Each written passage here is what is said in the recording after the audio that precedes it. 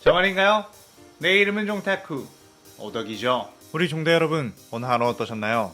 오늘은 인게임 미션 기면의 칼날의 최강자 요리치가 탄지로의 스승이 된다면 어떻게 될지 대한 가상 시나리오 7부입니다. 이 영상에는 원작의 스포일러와 개인적인 견해가 있으니 그 점 유의하시길 바랍니다. 大丈夫ですか? 그럼 시작해볼까요?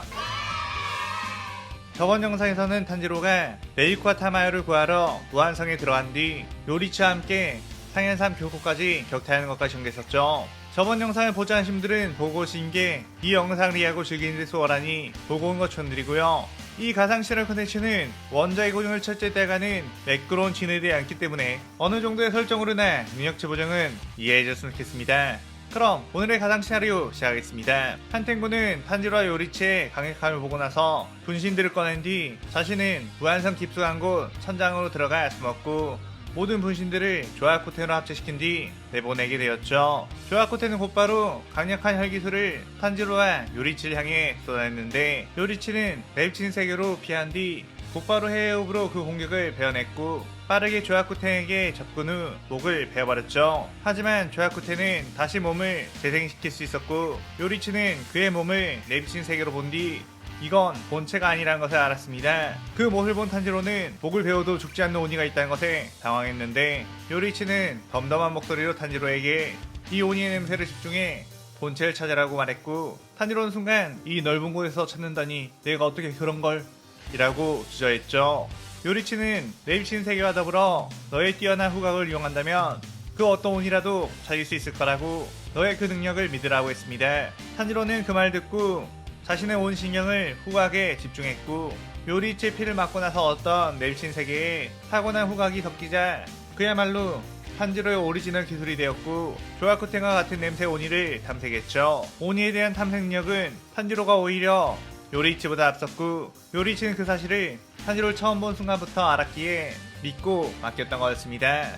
탄지로는 곧바로 어디론가 뛰어가 한탱구의 본체가 숨어있는 곳을 해외호흡으로 찔렀고 한탱구는 어떻게 자신이 숨어있는 줄 알았냐며 후다닥 도망치기 시작했죠.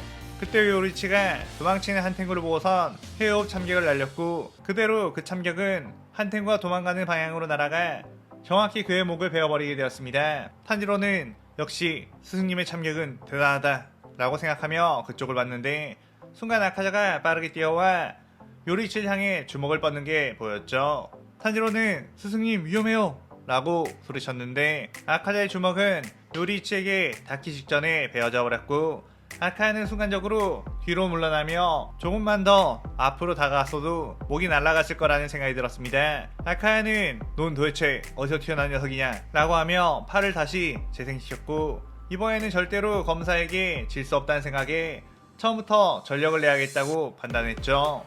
아카야는 자신의 모든 기기를 끌어모은 뒤 이 공격으로 한 번에 저 두 명의 검사 모두를 죽여버리겠다고 다짐했습니다. 그렇게 파괴살 종시 청은 난장광을 시연해 그 주변을 쑥대밭처럼 만들기 시작했는데 탄지로는 자신에게도 날아오는 그 공격을 겨우 해외호흡으로 방어하긴 했는데 어째선지 요리치는 해외호흡을 쓰지 않고 있는 게 보였죠. 아카야는 이 공격은 그 강한 코코시보 녀석조차 피할 수가 없어 참격을 써서 겨우 막아냈던 기술 니까진 녀석이 이 기술을 피할 수 있을 거라고 생각하나? 라고 했습니다. 그런데 어째선지 요리치 쪽으로 날린 수천 개의 공격에는 생물 때린 타격감이 없었고 아카야는 더욱 힘을 몰아붙여 요리치에게 집중 공격을 했죠. 아카자는 그렇게 초토화가 되어 뿌연 먼지가 가득한 걸 보고 후후 먼지가 되어버린 건가? 라고 했는데 그 뿌연 먼지가 거치자 요리치는 몸에 상처 하나 없이 그대로 서 있었습니다.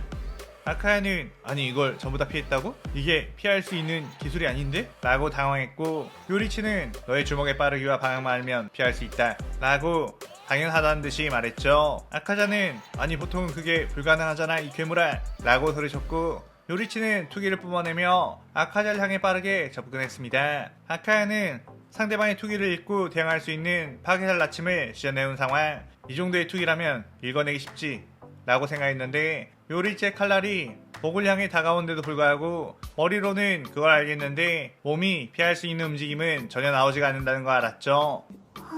요리치의 칼날을 피하기 위해 나침으로 집중하는 순간 온 세상은 마치 슬로우 모션처럼 느껴졌고 자신의 몸 또한 아주 느리게 움직일 뿐 요리치의 칼은 여전히 빠르게 다가와 목을 베어버렸습니다. 아카야는 무술은 역시 검술을 이길 수가 없는 건가? 이럴 줄 알았으면 검술을 배울걸 이라고 하며 소멸했죠. 그때 무한성 곳곳에서 얼음 기둥들이 떨어지기 시작했고 탄지로는 타마와 네이코에게 떨어지는 그 기둥들을 막아내며 지켜내고 있었습니다. 그 천장 쪽에는 도마를 계속해서 얼음 기둥을 소환해 그들을 향해 쏟아냈고 요리치는 그런 도마를 향해 뛰어올랐죠. 도마는 그 모습에 씩 웃으며 두꺼운 얼음벽을 만들어 방어했고 요리치는 그 얼음을 헤어온 검술로 그대로 베어내버렸습니다. 그리고서는 둘 다 바닥으로 착지했는데 도마는 어떤가요? 슬슬 패해서 엄청난 고통이 느껴지지 않나요? 라고 물었죠. 그의 요리치는 무슨 소리를 하는 거냐고 물었고 도마는 너희처럼 호흡을 쓰는 검사들이 나를 절대로 이길 수 없는 이유에 대해서 알려주겠다고 했습니다.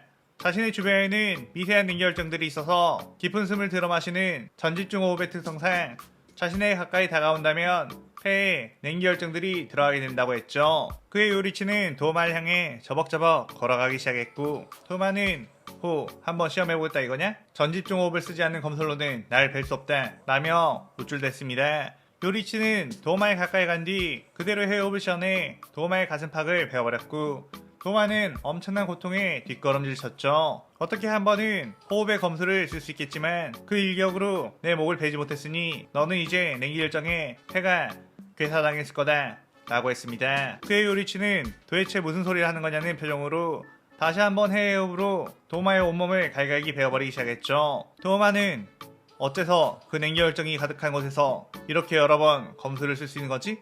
라며 당황했고 요리치는 글쎄 나는 굳이 이 냉기를 들이마실 정도로 호흡하지 않는데? 라고 했습니다. 요리치는 태어날 때부터 기본적인 호흡이 전집중 호흡이었고 살짝만 호흡을 해도 최대의 효율을 낼 수 있었던 만큼 도마의 냉기혈정이 전혀 폐 속으로 들어오지 않았죠. 도마는 그런 인간은 존재할 수 없다며 나는 무자님을 제외한 최강의 혼이 상일 도마다 라고 하며 자신의 최대의 기술 무빙수련보살을 시연했습니다. 그 거대한 얼음보살은 거대한 주먹을 휘둘러댔는데 요리치가 뛰어올라 해호흡을 시연하자 얼음보살의 몸은 마치 눈사람이 부서지듯 힘없이 부서져 버렸죠. 도마는 자신이 인간이던 시절에 부모가 눈앞에서 서로 죽이고 죽는 광경에도 그저 피 때문에 바닥이 지저분해졌다는 불쾌한 기분만 들었을 정도로 지금껏 인간이 가진 원초적인 두려움이라는 감정을 느끼지 못했기에 자신에게 감정이 없다고 생각했는데 이런 요리치의 압도적인 강함을 두 눈으로 직접 보고 또한 그의 적이 자신이라는 걸 알자 처음으로 두려움이라는 감정이 느껴지기 시작했습니다. 그의 도마는 여기서 도망을 쳐야 한다 라고 생각하며 나키메 나를 다른 곳으로 보내줘 라고 소리쳤죠. 그때 나키메가 무한성을 움직였고 도마는 무장이 있는 곳으로 도착하게 되었습니다. 무장은 지금 그깟 인간 검사들을 처리하지 못해서 도망을 치겠냐? 라며 화를 냈고 도마는 저건 평범한 인간검사가 아닌 칼의 신이라고 했죠. 나처럼 가짜 신도 아닌 당신처럼 어둠 속에서만 존재하는 신이 아닌 그야말로 진짜 신이 나타났다며 그는 우리 모두에게 천벌을 내릴 것이라고 울먹였습니다. 그의 무자는 이런 약해 빠진 녀석을 상현이라고 임명을 한 내가 바보로군 이라고 하며 촉수를 뻗어 도마를 그대로 자신의 몸으로 흡수하기 시작했고 역시 상현이를 온이라 그런지 엄청난 힘이 들어오는 게 느껴진다며 지금의 나는 역사상 전례 없는 최강의 힘을 가졌다고 했죠. 그 뒤 무자는 이 무한성에 들어와 난리를 치고 있는 녀석들에게 천벌을 내려주겠다고 다짐했고 나키메에게 자신을 그들이 있는 쪽으로 보내라고 했습니다. 그의 나키메는 무자를 요리치와 탄지로가 있는 쪽으로 보내게 되었죠.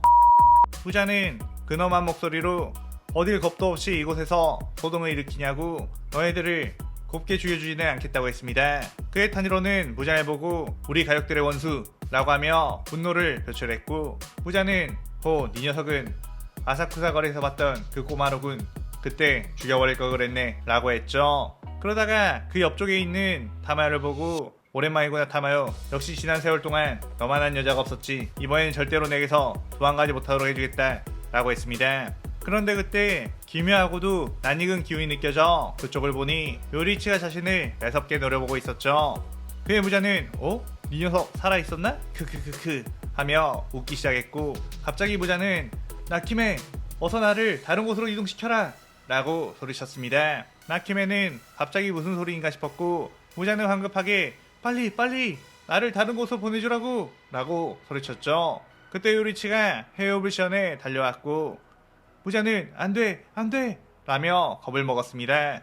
그런데 요리치의 칼날이 닿기 전에 나키메의 혈기술이 발동되었고 무자는 나키메가 있는 곳으로 다시 소환되게 되었죠. 나키메는 무자에게 무자님 도대체 왜 저 혁들을 죽이지 않고 다시 소환하라고 하신 겁니까? 라고 물었고 무자는 가오를 잡으면서 저 혁들을 괴롭히기 위해서지 저 녀석들은 나를 잡으려고 날릴 테니 무한성을 계속해서 움직여서 저 녀석들이 나에게 닿지 못하도록 해라 라고 했습니다. 무자의 속마음은 거의 공황 상태에 빠진 상황. 요리치의 얼굴을 보자마자 이건 정말 X됐다. 괜히 도마가 겁을 먹은 게 아니었고 다른 상인들이 모두 죽은 것도 이해가 간다고 생각했죠. 요리치에게 벗어나기 위해 무한성 밖으로 나가고 싶긴 했지만 아직 밖에도 태양이 떠있는 상황. 무한성 밖으로 나가게 되면 태양빛에 닿을 거라는 걸 알았기에 이대로 나키메의 혈기술로 시간을 끌다가 저녁이 되면 무한성 밖으로 나가 아무도 모르는 곳에서 숨어 있어야겠다는 생각을 했습니다.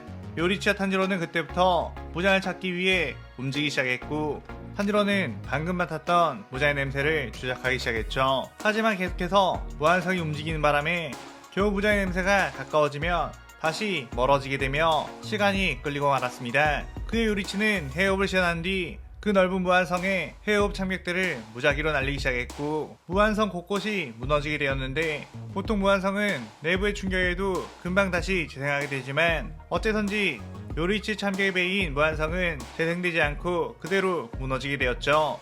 그렇게 계속해서 무한성이 무너지며 나키메가 이동시킬 수 있는 무한성 공간이 줄어들게 되자 무자는 공포에 찔려 얼굴이 새파래지며 이 시나리오 7부가 끝이 나게 됩니다. 이번 시나리오에서는 요리치의 압도적인 강함으로 평소에는 강력하게 보였던 오니들을 손쉽게 베버리고 무잔 역시 요리치에 대한 트라우마를 발현시켜 웃음 포인트를 주었네요. 오늘의 가상 시나리오에 대한 감상평 많이 남기시고 다음 시나리오 8부도 많은 기대 부탁드려요. 오늘 영상 즐겁게 보셨다면 구독, 좋아요, 알림 설정 누르는 거 잊지 마시고요. 그럼 오늘의 이만 사요나라.さようなら。